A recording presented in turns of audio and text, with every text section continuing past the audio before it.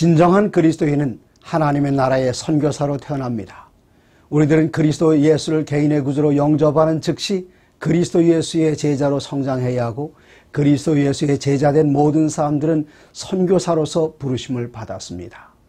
난 한 번도 선교지에 나가본 일이 없는데 어떻게 선교사입니까? 그렇게 질문하신 분들도 계시겠습니다. 저는 선교사의 종류를 두 가지로 나누고 싶습니다. 하나는 가서 섬기는 선교사, 또 다른 하나는 보내는 선교사입니다. 선교지에 가서 일하는 선교사들의 역할만큼이나 보내는 선교사들의 역할은 아주 중요합니다. 나는 나이가 많은데 어떻게 일할 수 있을까요? 나는 가서 봉사하고 그들을 도울 능력이 없는데 어떻게 하면 선교사들 지원할 수 있겠습니까? 할 수 있습니다. 선교사들 지원하는 것들 가운데 가장 커다란 일은 기도하는 일입니다. 우리가 이쪽에서 기도하는 일을 선교사들은 전혀 모르고 지냅니다. 그러나 하나님께서 그 선교사들이 가장 필요로 하는 하늘의 능력을 가장 필요로 하는 그 순간에 우리의 기도가 선교사들을 통해서 어떻게 역사되었는가를 우리들은 때때로 선교사들의 간증을 통해서 듣게 되면서 하나님 앞에 우리의 기도 응답을 감사드릴 때가 있습니다.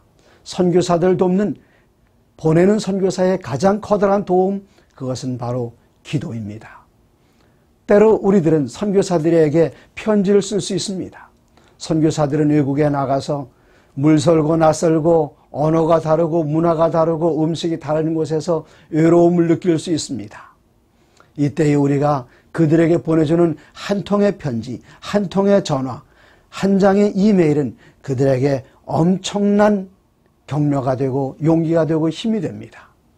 선교사들은 때때로 그들이 활동하는 것을 인터넷 웹사이트로 보고를 하기도 합니다. 우리들은 읽고 감동을 받고 그냥 지나갑니다. 보내는 선교사의 역할은 또 있습니다. 그 밑에 댓글을 달아주면 선교사들이 큰 힘을 얻게 됩니다. 댓글 다는 것, 나는 문장력이 없습니다. 잘 못합니다. 그러신 분들 아주 간단합니다. 목사님, 글 잘 읽었습니다. 한마디만 해도 좋습니다. 감동받았습니다. 그분들이 감동받습니다. 목사님이 제가 매일 기도드립니다. 그것 하나만으로도 엄청난 댓글이 되는 것입니다. 또 어떤 일들이 있을까요? 선교사들이 때때로 물질적인 피로를 느낄 때가 있습니다. 우리가 커다란 자원을 그들에게 보내지 못한다 할지라도 한 달에 10,000원 정도 우리가 따로 떼어놓을 수 있지 않을 수 있겠습니까? 저는 거의 많은 안식일 여러 교회들 방문하면서 선교지 소개를 하고 그들에게 어떻게 도울 것인가를 호소했습니다.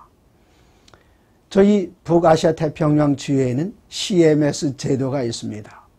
우리가 매달 은행에 나가서 돈을 지로로 붙이지 않는다 할지라도 CMS 제도를 사용하게 된다면 여러분의 통장에서 매달마다 자동으로 선교 후원금이 인출되는 것입니다. 이 일을 여러분께서 함께 관심을 갖고 동참하기를 원하신다면 북아시아 태평양 지회의 세계 선교부 사무실로 전화하면 잘 도와드릴 수 있습니다. 한국 031-910-1526으로 전화를 하시면 저희 사무실에 아주 아름다운 목소리를 가진 저희 사무실 선생님께서 여러분에게 좋은 안내를 해 주실 수 있습니다. 그러나 저희들이 선교사에게 직접적으로 현금을 보내는 것, 그것은 그렇게 지혜로운 방법은 아닙니다. 그분들이 특별한 개인적인 도움을 필요하실 경우에는 그렇게 하실 수 있겠습니다만은 선교를 위해서 가장 잘 지원할 수 있는 재정적인 지원은 선교사를 파송한 단체로 보내거나 아니면 선교사님께서 일하시는 그 지역에는 합회나 대회로 보내는 것이 가장 안전하고 또 선교사를 재정적인 어려움으로부터 보호할 수 있는 가장 좋은 수단입니다. 미국에 계신 분들은 어떻게 하실 수 있을까요? 여러분께서는 퍼스널 체크를 대총회 세계 선교부로 보내시면서 그곳의 목적을 분명하게 기록하시면 그 자원은 정확하게 선교지로 전달되어서 선교사님들이 봉사하시고 일하시는데 잘 활용될 것입니다. 오늘은 또다시 사도행전으로 돌아가서 선교사 빌립에 대해서 함께 연구를 하시겠습니다. 사도행전 1장 8절은 우리 모두 다 이제는 너무나도 잘 알아서 머릿속에 다 암송하고 계실 것입니다. 오직 성령이 너희에게 임하시면 너희가 권능을 받고 예루살렘과 온 유대와 사마리아와 땅끝까지 이르러 내 증인이 되리라. 여기 첫 번째 조건은 무엇인가 하면 성령을 받는 일인데, 다시 반복해 읽습니다마는 사도행전 1장 4절에 예수님께서는 말씀하시기를 예루살렘을 떠나지 말고 내게서 들은 바 아버지께서 약속하신 것을 기다리라. 1장 5절입니다. 요한은 물로 침례를 베풀었으나 너희는 몇 날이 못 내어 성령으로 침례를 받으리라. 제일 중요한 것, 선교에서 가장 중요한 것은 성령을 받는 것입니다. 두 번째는 성령을 받을 때 능력을 받는 것입니다. 세 번째는 가는 것입니다. 네 번째는 제자를 만드는 것입니다. 그래서 예수님께서는 또 말씀하시기를 오직 성령이 너에게 임하시면 너희가 권능을 받으리라 말씀을 하셨습니다. 그러면 성령 받는 그 조건은 무엇일까요? 비결은 무엇입니까? 그것은 기도하는 일입니다. 물론 개인적인 기도 중요합니다. 그러나 더 중요한 것은 연합 기도입니다. 연합 기도는 왜 중요할까요? 우리가 연합하여 기도드릴 때에 내가 쪼개지고 내 자아가 죽게 되고 서로 연합하여 하나가 될 때에 우리들은 공동의 목적, 선교의 목적을 이룰 수 있는 것입니다. 그래서 예수님의 제자들은 마지막 만찬 자리에서 다퉜으며 누가 더 크냐 그렇게 다퉜습니다. 그러나 예수님께서 우리 위하여 돌아가시고 승천하신 그 다음에 그들은 한 자리에 모였는데 감람원이라는 산으로부터 예루살렘에 돌아와 제자들은 안식일에 가기에 가까운 그곳에 마가 요한의 다락방에 함께 모였습니다. 12제자들이 모였습니다. 120명의 제자들이 함께 모였습니다. 그리고 그들은 기도드리는데 14절에 더불어 마음을 같이하여 오로지 기도에 힘쓰니라. 이렇게 기도드린 지 열흘 됐을 때에 오순절이 이르렀습니다. 그리고 제자들이 모인 그 마가 요한의 다락방에 성령께서 임하셨습니다. 성령 충만했을 때 제자들은 나아가 외쳤고 그날 3,000명의 회심자들이 있어 그들에게 침례를 베풀었습니다. 사도행전 2장 42절에 보면 초대교회가 어떻게 성장하는지를 보여줍니다. 42절 그들이 사도의 가르침을 받아 서로 교제하고 떡을 떼며 오로지 기도하기를 힘쓰니라. 첫 번째, 그들은 사도들의 말씀을 들었습니다. 말씀이 충만했습니다. 그럴 때에 영적인 교제가 있었고 육적인 교제가 따릅니다. 매일같이 떡을 떼며 함께 그들은 모여서 같이 먹고 마시고 즐거워하면서 기도를 드렸습니다. 이렇게 할 때에 믿는 사람이 다 함께 있어 44절 모든 물건을 서로 통용하고 또 재산과 소유를 팔아 각 사람의 필요를 따라 나눠주며 날마다 마음을 같이하여 성전에 모이기를 힘쓰고 집에서 떡을 떼며 기쁨과 순전한 마음으로 음식을 먹고 이렇게 할 때에 어떤 일이 따를까요? 사도행전 2장 47절입니다. 하나님을 찬미하며 온 백성에게 칭송을 받으니 이렇게 할 때 우리들 마음 가운데는 기쁨이 있습니다. 하나님께 찬양하게 됩니다. 이런 모습을 바깥 사람이 보면서 흠모하게 됩니다. 온 백성에게 칭송을 받으니 이렇게 따라오는 자연적인 결과는 무엇인가 하면 주께서 구원받는 사람을 날마다 더하게 하시니라. 첫 번째는 사도의 가르침입니다. 두 번째는 성도의 교제입니다. 세 번째는 기도입니다. 이렇게 할 때에 사람들은 서로 자기의 것을 아끼지 않고 내어놓고 유무상통합니다. 이럴 때 우리들 마음 가운데는 기쁨이 있어 하나님을 찬양합니다. 하나님을 찬양할 때 사람들이 그들을 칭송합니다. 이렇게 칭송할 때에 믿는 사람들을 하나님께서는 마음 놓고 더 보내주시는 것입니다. 사도행전 4장으로 가시면 33절에 사도들이 큰 권능으로 주 예수의 부활을 증언하니 큰 무리가 큰 은혜를 받아 말씀이 충만할 때에 백성들이 은혜를 받습니다. 34절 그 중에 가난한 사람이 없으니 이는 밭과 집 있는 자는 팔아 그 판 것을 가져다가 사도들의 발 앞에 두매 그들이 각 사람의 필요를 따라 나누어 줍니다. 하나님을 믿는 성도들 가운데 가난이란 있을 수가 없습니다. 왜 그런가 하면 자기의 것을 주장하지 않고 유무상통하는 정신이 있기 때문에 그런 것입니다. 우리가 유무상통하는 초대교회 정신으로 들어갈 때에 무엇이 필요합니까?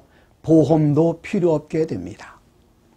이 미국에 있는 어떤 그 성도님들을 보면 보험을 들지 않은 분들이 있습니다.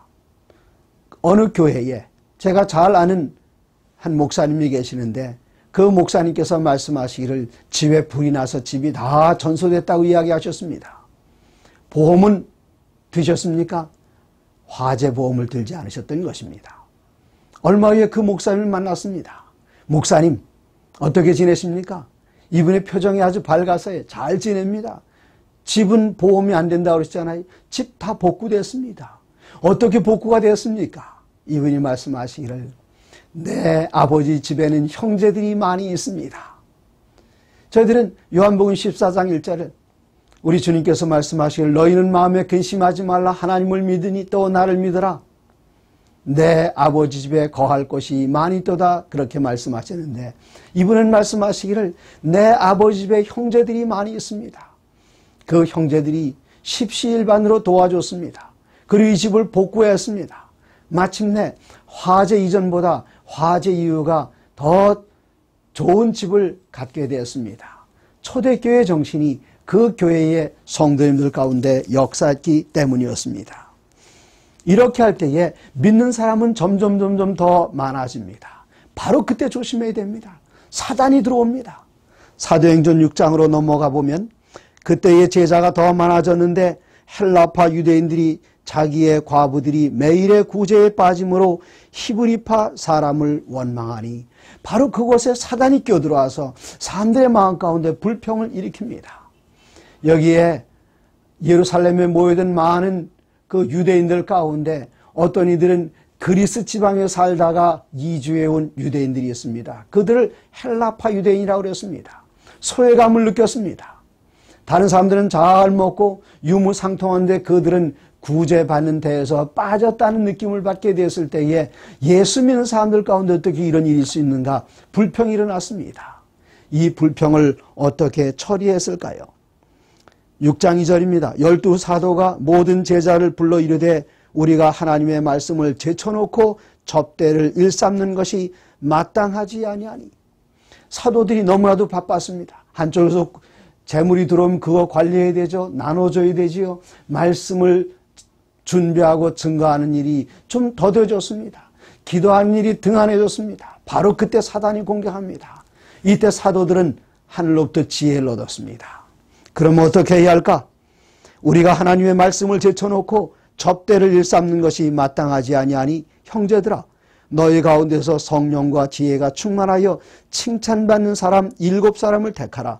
우리가 이 일을 그들에게 맡기고 우리는 오로지 기도하는 일과 말씀 사역에 힘쓰리라 하니.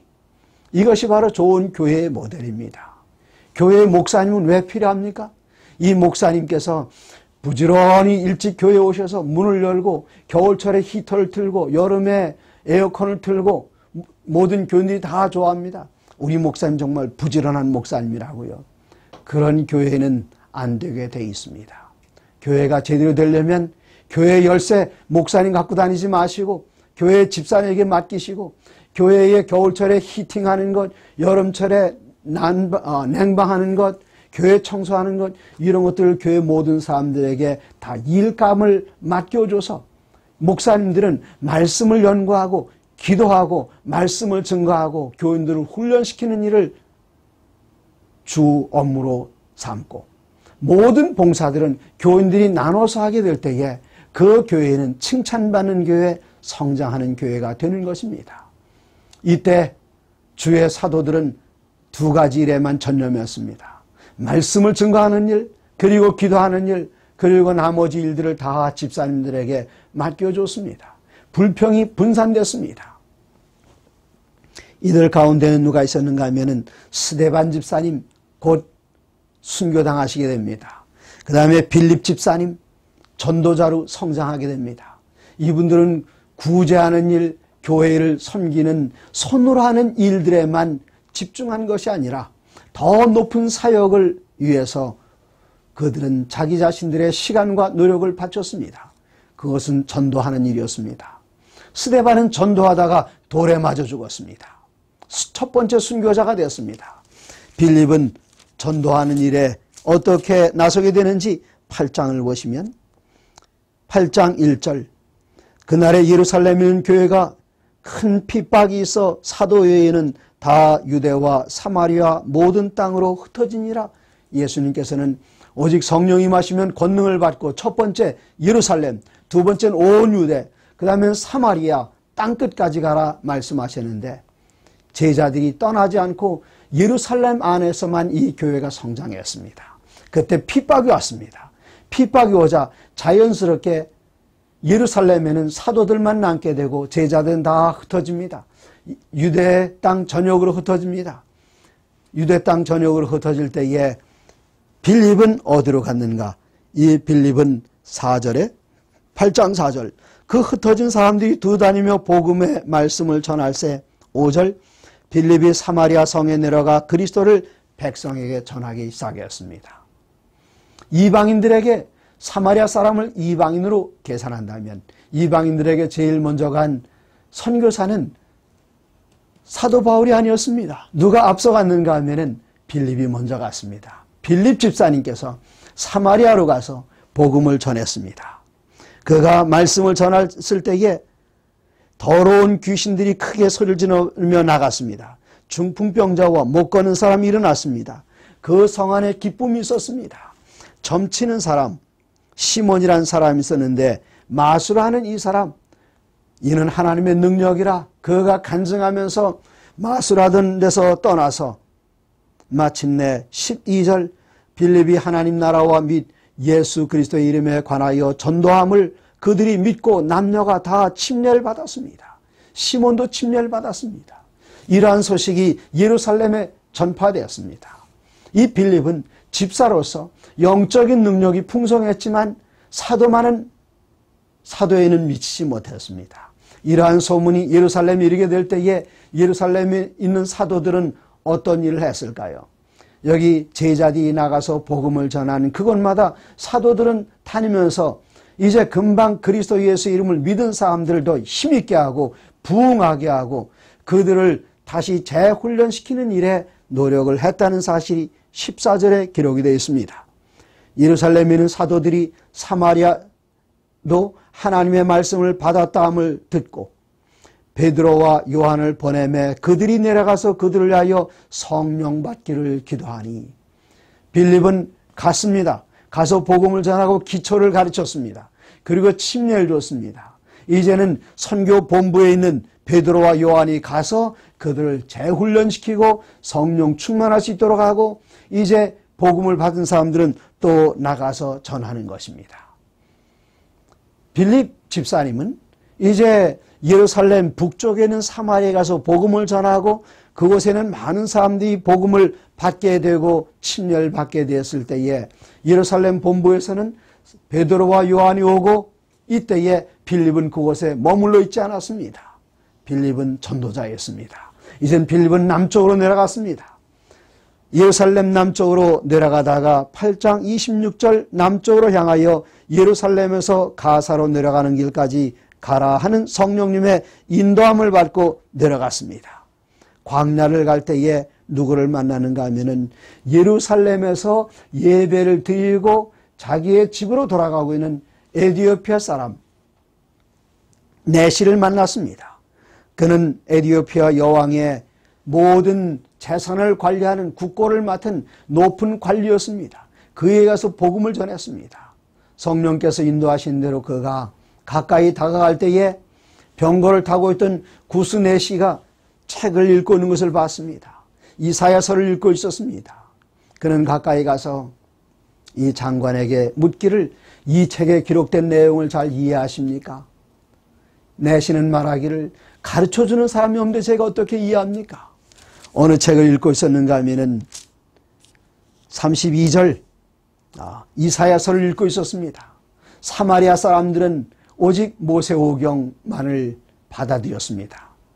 그들은 모세오경을 잘 읽는 사람이었지만 선서를 읽지 않았습니다. 사마리아에서는 모세오경으로 증가하던 이 빌립이 이제 구스네시에게 가까이 가서는 이사야서를 펴서 읽고 그리스도 예수를 증거합니다. 이사야서 53장에 대한 내용입니다.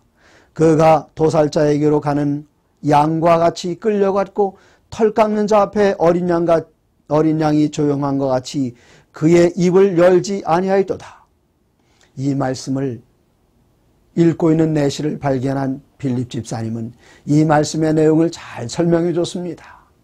구약 선지자 이사야가 바로 메시아에 대해서 이렇게 예언했습니다. 메시아는 왕권을 가지고 저 로마 나라를 공격해서 로마 나라를 내쫓는 그런 메시아로 오는 것이 아니라 그렇게 한다면 유대인의 메시아밖에 될 수 없습니다. 그러나 이 세상에 오시는 그 메시아는 한 민족을 위한 메시아가 아니라 온 인류를 위한 메시아이기 때문에 이분께서는 로마인과 싸우는 대신에 죄와 싸우시고 당신의 백성을 죄로부터 구원하셨습니다. 바로 이 예언의 성취는 그리스도 예수에게 이루어졌습니다 하는 것을 구스네시에게 분명히 가르쳤습니다. 내시는 큰 감동을 받았습니다. 그리고 물가를 지나갈 때에 저기 물이 있으니 내려가서 침례를 받는 게 어떻겠습니까? 이렇게 이야기했을 때에 빌립은 내려가서 내시에게 침례를 베풀었습니다. 어떤 분들은 이 말씀을 읽으면서 예수 그리스도를 개인의 구주로 영접하기만 하면 침례를 받는 것, 줄 수 있는 것 아닙니까? 그렇게 이야기를 하신 분들이 있습니다. 결코 틀리지 않습니다. 그러나 이 내시는 성경을 처음 읽는 분이 아니었습니다. 모세오경을 통달한 분이었습니다. 그리고 한 걸음 더 나아가 선자의 글을 읽는 분이었습니다. 구약에 기록된 모든 것들을 다 잘 알고 있고 예루살렘, 에티오피아, 아프리카에서 와서 예루살렘까지 가서 예배 드릴 만큼 그는 신앙이 성숙한 분인데 거기에 예수님께서 메시아라는 사실을 한 가지 더 얹어준 것이지 신앙적인 배경이 전혀 없는 사람에게 예수 이름 믿습니다. 그거 하나만으로 침례를 준 것이 아니란 사실을 기억하시기 바랍니다. 이제 이 내시는 자기의 고향으로 돌아가서 어떤 일이 일어나는지 성경은 더 이상 기록하지 않았습니다. 그러나 우리가 충분히 알 수 있는 것은 그 높은 고위 관리에게 복음을 전했을 때 그가 가지고 있는 영향력을 따라서 그 아래에 있는 많은 사람들, 에티오피아 사람들에게 복음을 전할 수 있었다는 것은 우리가 넉넉히 상상할 수 있는 일입니다. 따라서 우리에게 중요한 것은 무엇인가 하면 한국에는 100만 명 이상의 외국인들이 와서 살고 있습니다. 어떤 분들은 한국인과의 국제 결혼으로, 어떤 분들은 한국에 와서 경제 활동을 위해서 많은 사람들이 한국에 와 있습니다. 우리가 그분들에게 복음을 전한다면 그들은 고향으로 돌아가 복음을 전할 수 있습니다. 우리가 직접적으로 중동에 가서 회교도들에게 복음을 전하는 일은 그렇게 쉬운 일이 결코 아닙니다. 그러나 우리나라에 회교국가에서 온 많은 이주 노동자들이 있습니다. 우리가 그들에게 복음을 전한다면 그분들은 자기네 나라로 돌아갑니다. 우리가 그들에게 언어를 가르칠 필요가 없습니다. 모국어로 가서 전도합니다. 우리가 그들에게 돌아가는 비행기표를 사주지 않아도 그들은 돌아갑니다. 그들은 살아있는 날 동안 자기네 나라에서 평생 선교사로 지내게 될 텐데 우리들은 그들에게 급여를 지불하지 않아도 되고 그들에게 스타이펜드를 주지 않아도 되고 그들에게 여권을 내주지 않아도 되고 여행 경비를 주지 않아도 되고 보험료를 지불하지 않아도 되는 것입니다. 외방 선교의 가장 중요한 것, 가장 쉬운 방법은 내 집 주위에 있는 외국인들에게 복음을 전하는 일입니다. 그러면 그들은 남은 생에 평생 그리스도 예수의 제자로 선교사로 살아갈 수 있습니다. 이제 우리들은 빌립에 관한 이야기를 사도행전 21장에서 한 번 더 찾아볼 수 있습니다. 사도 바울이 회심하여 여러 나라에서 복음을 전합니다. 여러 곳을 다닙니다. 그런데 그가 어디에 이르렀는가 하면은 사도행전 21장 7절 두로를 떠나 항해를 다 마치고 돌레마에 이르러 형제들에게 안부를 묻고 그들과 함께 하루를 있다가 이튿날 떠나 가이사랴로 가서, 이 가이사랴에 누가 살고 있었는가 하면은 이제 빌립이 여러 곳을 다니다 가이사랴에 정착해서 살고 있습니다. 7 집사 중 하나인 전도자 빌립에 들어가서 머무니라. 여긴 간단하게 한 줄 기록했습니다. 한 절만 더 읽겠습니다. 그에게 딸 넷이 있으니 처녀로 예언하는 자라. 여러 날 머물러 있더니 그렇게 이야기했습니다. 여기 하나님의 백성을 핍박하던, 그리고 스데반이 순교당할 때의 증인의 자리에 있던 사도 바울, 그는 핍박하는 사람이었습니다. 그의 영향력 때문에 사랑하는 동료 스데반이 순교를 당했습니다. 그런데 이제 이 빌립과 또 스데반이 순교당하는 일에 결정적인 역할을 했던 전도자 사울, 곧 바울은 믿음의 동료, 복음을 전하는 일에 함께 조력하는 동료가 되었습니다. 여기에 중요한 것은 이 빌립의 집에 들어가 여러 날 동안 머물렀다고 했는데, 빌립 식구들을, 그 구성원을 보면은 몇 사람이었습니까? 6 식구였습니다. 빌립, 그의 아내, 4명의 딸들, 다시 성별을 보면 남자는 하나이고 나머지 5은 다 여자였습니다. 이런데 외간 남자가 들어가서 여러 날 지내는 것은 쉬운 일이 아닙니다. 그 일을 누가 했을까요? 여기에는 빌립의 이름만 등장합니다마는 바깥 남자를 집으로 초청해서 여러 날 있게 하는 것은 누구의 결정인가 하면은 남자의 결정이 아니라 여자가 전적으로 동의해 주지 않으면, 결정 내리지 않으면 그 일은 불가능한 일입니다. 이 집의 딸 넷이 다 선자가 되었습니다. 누구의 영향일까요? 빌립, 영감적인 분이고 칭찬받는 분이고 성령 충만한 분입니다마는 빌립의 역할만은 아니었습니다. 빌립은 전도자로 항상 나가서 복음 전하며 봉사하는 분이었습니다. 그렇다면 누구일까요? 바로 그것은 그 집의 안주인 빌립의 아내의 역할이었던 것입니다.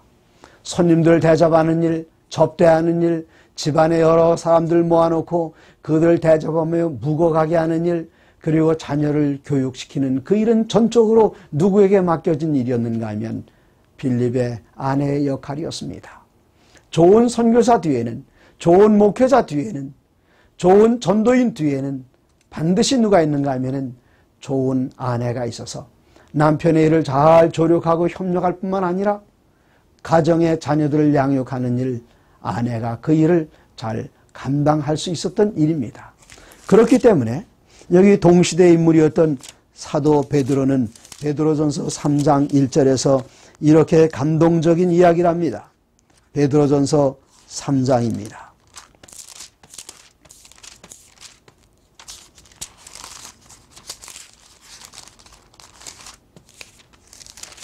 네, 베드로전서 3장 1절에 아내들아 이와 같이 자기 남편에게 순종하라. 이는 혹 말씀을 순종하지 않는 자라도 말로 말미암지 않고 그 아내의 행실로 말미암아 구원을 받게 하려 함이니, 구원은 은혜로 받습니다. 믿음으로 받습니다. 그러나 여기에 보면은 행위로 구원받는 이야기가 나옵니다. 우리들은 일반적으로 구원은 믿음으로 받습니다. 그러나 남편들의 구원은 무엇으로 받는가? 베드로 장로님께서는 말씀하시기를 그 아내의 행실로 말미암아 구원을 받게 하려 함이라. 빌립이 나가서 좋은 전도자가 될 수 있었던 것은 좋은 아내의 뒷받침의 결과였습니다. 이런 아내들은 어떻게 하는가? 3장 2절 너희의 두려워하며 정결한 행실을 봄이라. 3절 너희의 단장은 머리를 꾸미고 금을 차고 아름다운 옷을 입는 외모로 하지 않고. 그리스도인 여인들은 4절 오직 마음에 숨은 사람을 온유하고 안정한 심령에 썩지 아니할 것으로 하라. 이는 하나님 앞에 값진 것이니라. 이렇게 이야기하면서 사도 베드로는 한 여인을 예로 드는데, 전에 하나님께 소망을 두었던 거룩한 부녀들도 이와 같이 자기 남편에게 순종함으로 자기를 단장하였나니, 6절 사라가 아브라함을 주라 칭하여 순종한 것 같이 너희는 선을 행하고 아무 두려운 일에도 놀라지 아니하면 그의 딸이 된 것이니라. 사라, 그는 여장부였습니다. 그러나 남편을 주님이라 부르며 그를 섬기는 좋은 모본을 보일 때에 그의 아들 이삭은 아버지가 그를 죽음의 장소까지 데려갔을지라도 이 아들은 연노한 그 아버지에게 순종했습니다. 그 순종의 모본을 어머니로부터 배웠던 것입니다. 가정에서의 어머니 역할은 아무리 강조해도 지나치지 않습니다. 그렇기 때문에 우리들은 선교지로 나가서 직접 일하는 것보다 어머니들은 남편을 선교사로 그리고 자녀들을 하나님의 자녀로 하나님의 선교사로 양육하는 선교사 훈련 원장의 역할을 감당할 수 있는 것입니다. 오늘 이 말씀을 다시 한번 기억하시면서 하나님의 거룩한 은혜 안에 축복받는 하루가 되기를 간절히 바랍니다.